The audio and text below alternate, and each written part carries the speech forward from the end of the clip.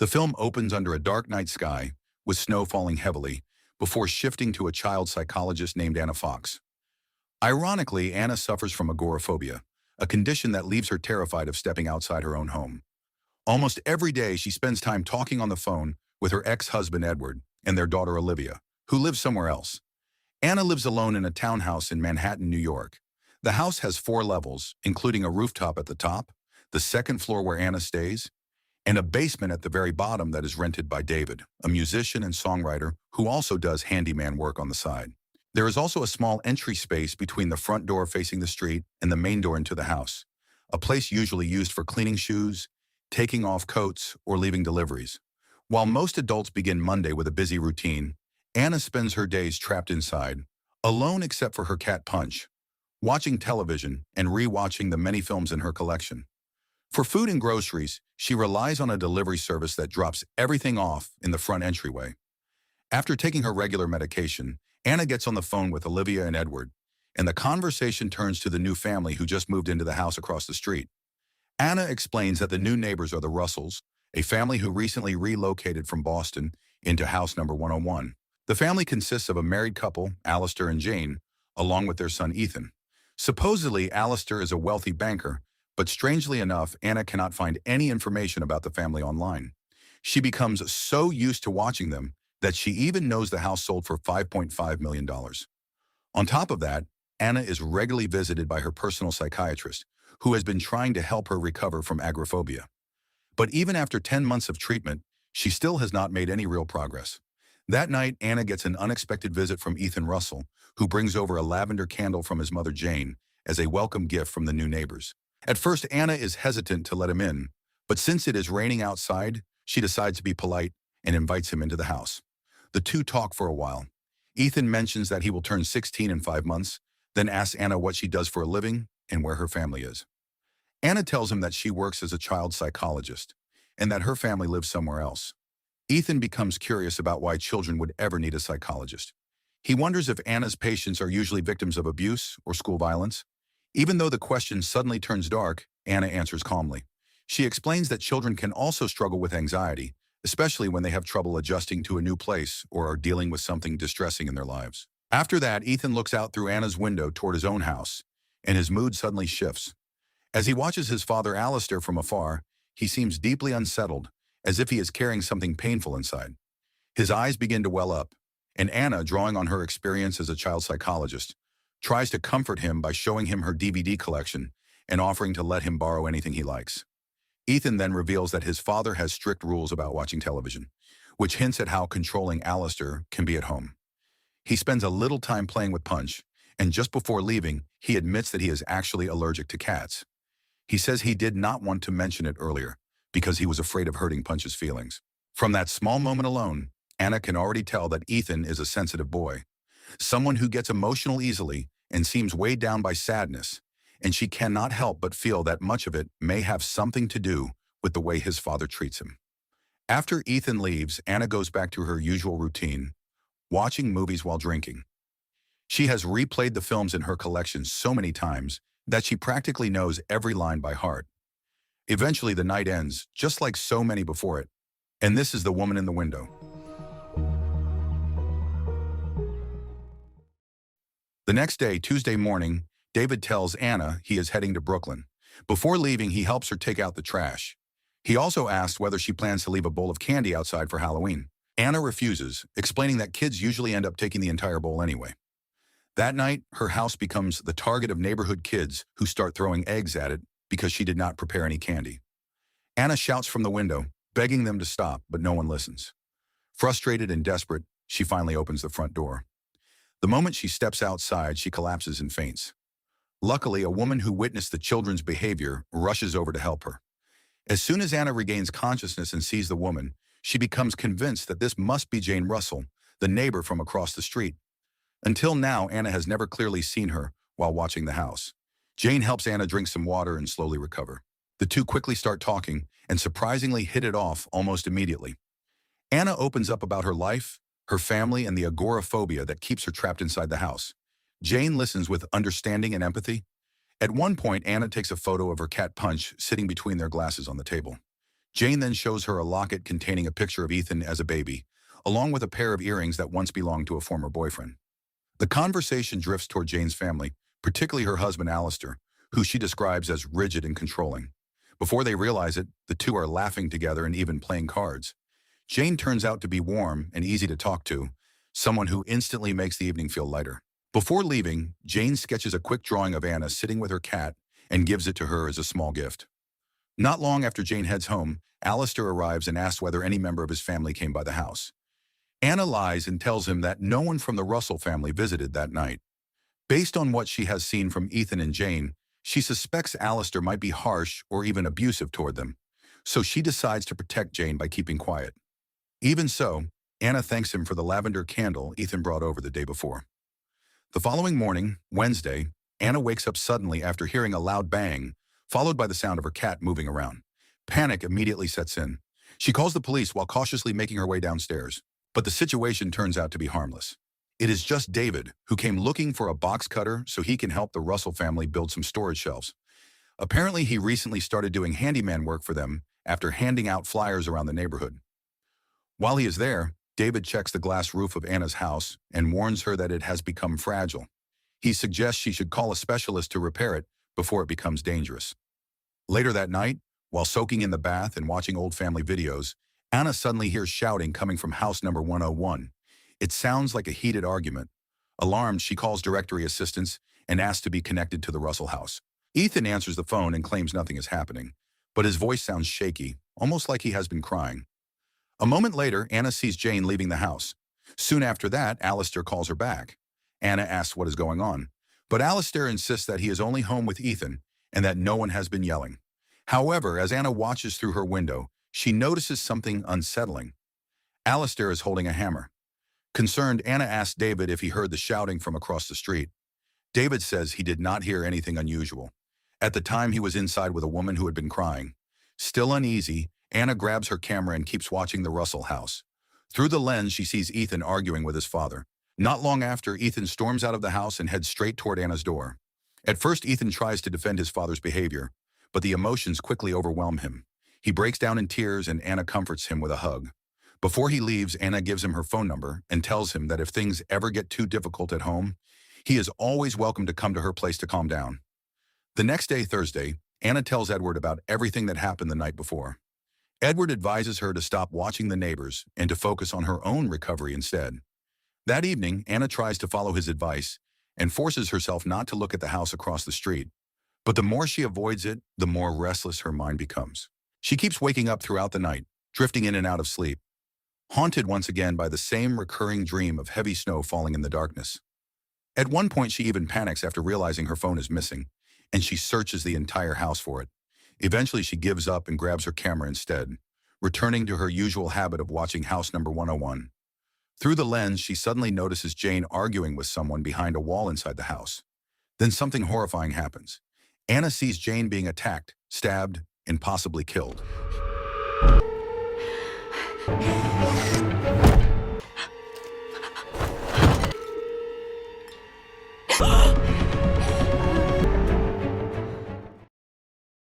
She immediately calls the police, but the response feels painfully slow. Desperate and terrified, Anna does something she has not done in months. She rushes outside, shielding herself with an umbrella as she steps onto the street. After 10 months of therapy, this is the first time Anna has managed to walk out into the open again. Every step is filled with fear, but her determination to help Jane slowly pushes her past the grip of her phobia. The next thing she knows, Anna wakes up back inside her house. It turns out she fainted in the street and was carried back in by Detective Little and Detective Norelli from the New York Police Department. Alistair is also present, and he calmly claims that Anna has never met his wife. Hearing that, Anna finally admits that Jane did visit her on Tuesday night. She explains that she lied earlier because she was afraid Alistair might hurt his wife if he found out. But just as she finishes explaining, Anna suddenly falls silent. Standing right there in the room is a woman she has never seen before, and this woman introduces herself as Alistair's wife, Jane Russell. Anna is completely stunned. The woman in front of her looks nothing like the Jane who visited her house earlier that week. The situation becomes even stranger when Ethan insists that Anna has never met his real mother before, and that the woman standing there truly is Jane Russell. Alistair grows irritated by Anna's accusations and eventually leaves.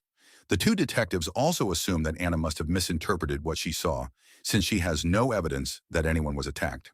Before leaving, Detective Little gives Anna his phone number and tells her she can call anytime if she needs help. The following day, Friday, Anna cannot let the mystery go. Driven by curiosity, she begins researching Jane Russell online, trying to figure out who Alistair's real wife actually is. Her search reveals that Alistair works for an insurance company called Atkinson. But when Anna calls the office, the customer service representative tells her that although Alistair was transferred from Boston to New York, he is currently not active at the office. She is advised to contact the Boston branch instead. Anna keeps digging online and soon finds a condolence message posted by one of the company's employees. The message mourns the death of a woman named Pamela Nazin and ends with a note thanking Alistair. Curious, Anna looks further into Pamela Nazin and discovers that she was an employee at Atkinson who was found dead in Brooklyn on Thursday morning after falling from the balcony of her sixth-floor apartment. Anna then calls the Atkinson office in Boston to ask about Pamela's role at the company. The answer surprises her. Pamela Nazin was actually the personal assistant to the director of Atkinson, Alistair Russell. As Anna continues piecing together these details, doubt slowly creeps into her mind. She begins wondering if the woman who visited her house might have been nothing more than a hallucination created by her troubled mind. Later, Anna goes down to the basement looking for David. While searching the area, she notices a stack of letters from the Massachusetts Parole Board. Not long after, David returns. Anna asks him whether he knows Jane Russell, since he has been doing handyman work at the Russell house. David says he has only ever met Alistair and no one else. However, he becomes furious when he realizes Anna entered the basement without permission and started going through his personal documents. David explains that he once got into a bar fight that eventually landed him in prison. After serving time, he was released on parole, which technically requires him to remain in Massachusetts, not Manhattan. That night, he plans to deal with the situation and sort things out. Meanwhile, Anna returns to her usual habit of watching the Russell family from across the street. Through the windows, she sees them arguing around the dinner table, and from time to time, she even takes photos. Then something unexpected happens. Anna suddenly receives a phone call from the real Jane Russell, who firmly tells her to stop watching their house. The next morning, Saturday, Anna goes into David's room while searching for her cat. She finds Punch there, but something else catches her attention. Sitting on David's table is the earring that belonged to the woman Anna believes is the fake Jane. The discovery suggests that the two of them must have met at some point, or at least crossed paths long enough for the earring to be left behind. After that, Anna calls Edward and tells him about everything that has been happening. Edward advises her to focus on taking her medication and recovering from her phobia instead of getting tangled up in whatever problems the Russell family might have. He also warns her not to become suspicious of David without reason. But Anna chooses to ignore the advice. Soon after, she notices Ethan stepping outside his house and calls him over. Anna asks why he lied about his mother's identity in front of the detectives and his father. Ethan insists that Anna has never met his real mother and suggests that she might simply be confused or mistaken. As a child psychologist, Anna senses that Ethan is hiding something, so she continues pressing him. Ethan eventually breaks down in tears and admits that he cannot reveal what is really going on. At that moment, Alistair suddenly appears, pulls Ethan away, and slaps him harshly. Alistair then gives Anna a clear warning to stay out of his family's affairs. He even accuses her of trying to get close to his teenage son, making the situation even more uncomfortable. The following day, Sunday, Anna sees Ethan leaving alone in a travel car while carrying a large backpack. By this point, she has stopped watching the Russell house, but the mystery still lingers in her mind. She cannot stop wondering whether the woman she saw was merely a product of her imagination, and whether Alistair's real wife truly is the Jane Russell she met alongside the detectives. Later, while reviewing photos on her laptop, Anna receives a shocking email from an unknown sender. Attached to the message is a photograph of herself sleeping, with a clock in the frame showing 2 in the morning. The image terrifies her because it suggests that someone secretly entered her house during the night. Panicked, Anna immediately contacts Detective Little and Detective Norelli. She believes the photo proves that someone has been inside her home. The only person who normally has a key is David, but Anna does not suspect him personally. After the detectives thoroughly search the house, they find no evidence that anyone broke in. Norelli begins to suspect that the entire situation might simply be another misunderstanding created by Anna herself. Not long afterward, Alistair arrives with his wife, the real Jane Russell. He immediately reports Anna's behavior to the detectives, listing everything she has done, from spying on their house and taking photographs, to calling the Atkinson company, and even summoning Ethan to her home. Anna tries to defend herself.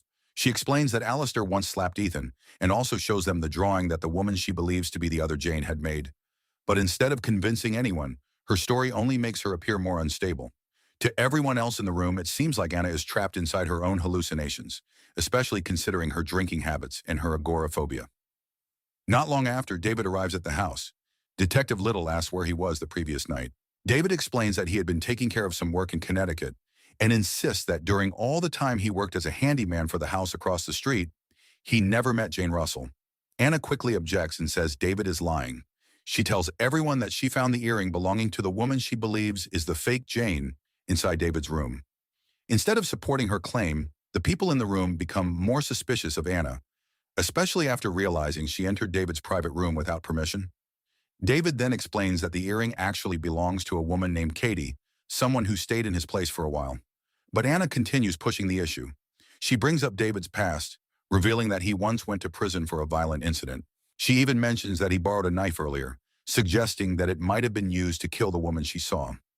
Anna's accusations do not stop there.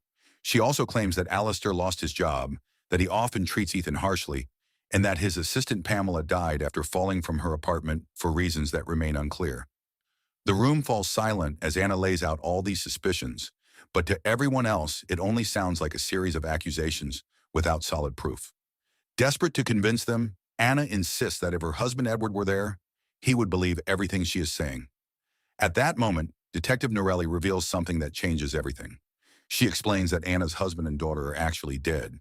The story then flashes back to the past. Anna is driving through a snowstorm with Edward and their daughter Olivia on the way to a ski trip. At that time, Edward has already grown tired of Anna after discovering that she had been unfaithful. During the drive, Anna receives a call from an unknown number. Edward immediately realizes that it is the man she had an affair with. When he tries to answer the phone, the two struggle over it while the car is still moving. That moment leads to the devastating accident that takes Edward and Olivia's lives. Stop it. Stop! Anna!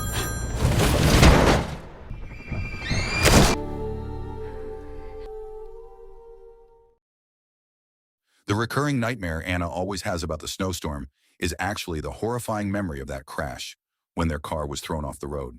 To make things even worse, there was no signal in the area, so Anna could not call emergency services. She was forced to walk alone through the freezing snow in search of help, leaving behind the lifeless bodies of her husband and daughter. Detective Little later explains that he has already spoken with Anna's psychiatrist. According to the doctor, the medication Anna has been taking can sometimes trigger hallucinations. It is very possible that the woman Anna believed to be Jane was only a product of her imagination. The same explanation also applies to something else Anna believed for a long time. She had convinced herself that she and Edward were divorced and that he was living somewhere else with Olivia. In reality, those phone conversations she thought she was having with them existed only inside her own mind. Overwhelmed by the truth, Anna can only apologize repeatedly to her husband and daughter, even though they are no longer there to hear it. In the end, Anna accepts the explanation. She admits that the real Jane Russell is the woman married to Alistair, and that the other woman she saw must have been a hallucination. The next day, Monday, Anna meets with her psychiatrist and tells him everything that happened over the past few days, especially the painful realization that her family has been gone all along. She decides that she will move out and start living somewhere else, while her therapy sessions will increase to 3 times a week since she will still be alone and needs closer monitoring. After the psychiatrist leaves, Anna falls into deep despair. Believing she has nothing left to live for, she quietly decides to end her life by overdosing. She crushes all of her medication into powder, planning to drink it after David leaves the house. Before doing so, she records several final video messages. In those recordings, she repeatedly expresses how disappointed she is in herself for destroying her own family through her affair, and ultimately causing the deaths of her husband and daughter. The only thing she wishes for now is the impossible, to go back in time and become a better person for them. Later that night, while scrolling through photos on her phone, Anna suddenly notices something shocking. One of the pictures shows her cat Punch sitting between 2 glasses. Reflected faintly in the glass is the face of the woman she thought she imagined. And in that moment, Anna realizes something terrifying. She was never hallucinating about the woman who visited her on Tuesday night. Not long after that realization, David returns to the house. Anna immediately shows him the photograph on her phone. She insists that the woman in the reflection is the same woman she saw being murdered, and that her name is Jane. But David quickly corrects her. According to him, the woman in the photo is not named Jane at all. Her name is Katie, and she is Ethan's biological mother. That is why David never understood who Anna was referring to earlier when she kept mentioning Jane. David then reveals something else. On Wednesday night, the same night Anna heard shouting from the house across the street, Katie had actually come to see him. She had just been arguing with Alistair and left the house to calm down. That was when she ran into David, who invited her to his room. That explains why Anna heard a woman crying when she later spoke with David that night. During that encounter, Katie opened up to David about her troubled past. Years earlier, she had abandoned Alistair while she was 8 months pregnant. For 2 years, Alistair searched for her until he eventually found her living among drug users. Not long after that, Katie ended up in prison. Meanwhile, Ethan was only 2 years old at the time and often neglected, so Alistair took him and raised him alone from that point on. The Russell family eventually moved from Boston to New York, partly to stay away from Katie, who continued to cause problems. In fact, Alistair had even paid her money to stay away from the family. After hearing all of this, Anna begs David to help explain everything to the police. She wants him to confirm that Katie was real and that she was murdered. But David refuses. Because of his parole situation, the last thing he wants is to get involved with the police again. With that, he decides to leave. As Anna processes everything, her laptop accidentally slips from her hands and crashes to the floor, shattering the screen. Fortunately, the photo of Katie is still saved on her phone. Then suddenly she hears a loud noise from downstairs. It sounds like someone has fallen. Moments later, a familiar figure appears. It is Ethan. Anna quickly realizes what has happened. Ethan has just stabbed David. The reason is horrifying. Ethan discovered that David had slept with his mother, Katie, and the anger drove him to attack. Ethan then calmly reveals that he recently escaped from a mental health facility and returned to New York. Anna begins trembling in fear as she listens. Ethan warns her not to scream. For a long time, he has been able to enter Anna's house freely because during his first visit, he secretly stole a duplicate key. That also explains something else. The mysterious email containing the photo of Anna sleeping in her house was sent by Ethan himself. As the truth unravels, it becomes clear that Ethan is responsible for much more than Anna ever imagined. He was the one who murdered his father's assistant, Pamela. And he also killed his own mother, Katie. In Ethan's mind, Katie was a terrible mother who abandoned the family when he was still a baby. That hatred had been building for years. Ethan also believes that Anna is no different from Katie. He learned about Anna's past from the real estate agent who sold house number 101. The agent told him about Anna's affair and the accident that killed her husband and daughter. Because of that, Ethan sees Anna as someone just as selfish and broken as his mother. And now he wants to kill her too. Ethan openly admits that he enjoys the feeling of taking a life. The moment someone dies in front of him gives him a thrill he cannot resist. In other words, Ethan is a deeply disturbed young man who dreams of becoming a serial killer, even though he is still experimenting and has not yet developed a pattern. Trying to survive, Anna pretends to give up. She pours the crushed pills she prepared earlier into a drink and acts as if she is about to end her life. But the moment Ethan lowers his guard, Anna smashes the glass into him and runs. At the same time, David briefly regains consciousness. Before he can escape, Ethan violently stabs him again and again.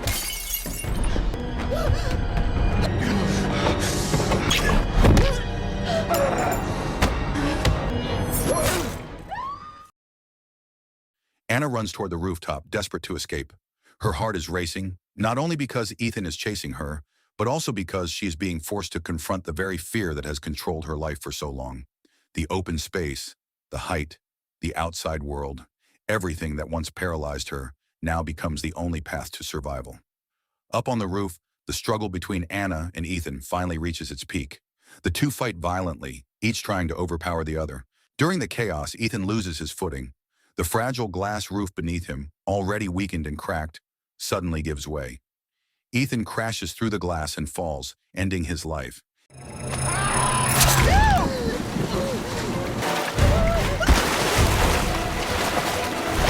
don't even want to live anymore! Anna is eventually rescued just in time, though she suffers a severe stab wound across her cheek. Detective Little later apologizes sincerely for ever doubting her, and assuming that everything she described was only a hallucination. After the deaths of Ethan and David, the Russell couple is taken in for questioning. Under pressure, Jane finally breaks down and reveals where Katie's body was buried. It becomes clear that Ethan really did kill his own mother. However, Alistair and Jane helped him hide the crime by secretly burying Katie's body so no one would ever discover the truth. Detective Little also watches the final video messages Anna recorded earlier that night. Out of respect for her privacy, he allows her to delete anything she wants from her phone. 9 months pass after the incident. By that time, Anna's life has changed completely. Her physical wounds have healed, but more importantly, she has finally overcome her agoraphobia and the crushing anxiety that once trapped her inside her home. House number 101 now stands empty and has been put up for auction. Anna's own house is also cleared out. Her belongings already moved away as she prepares to start a new chapter somewhere else. After everything she has been through, the fear, the loss, and the horrifying events that unfolded around her, Anna finally understands something important. The true key to healing is not escaping the past, but accepting it, learning from it, and choosing to move forward so that the same mistakes are never repeated again. So the moral of the story is if you spy on your neighbors all day, you might accidentally discover a serial killer.